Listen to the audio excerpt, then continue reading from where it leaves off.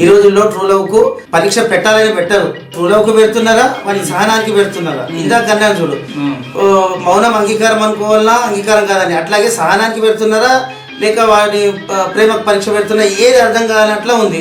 Confusion లోనే ఉన్నారు. ప్రేమించేవాడు ప్రేమించే అమ్మాయి ఎవరైనా అదొకటి. అయితే నేను అనేది ఏంటంటే, ఈ రోజుల్లో ట్రూలోకి పరీక్ష పెట్టాక పరీక్షలో నెగ్గాడు, వాడు నా కోసం తిరిగాడు, వేరే అబ్బాయి నన్ను వాడుకొని మోసం చేశాడు, ఈ అబ్బాయి అట్లా చేయలేడు అని తర్వాత ఆమెకు తెలుసు. పరీక్షలో వీడు నెగ్గాడని తెలుసు. పరీక్షలో నెగ్గాక కూడా మళ్ళీ చచ్చిన ప్రేమకు పరీక్ష పెట్టినట్టు మళ్ళీ ఇంకా పరీక్ష పెడుతూనే ఉన్నారు.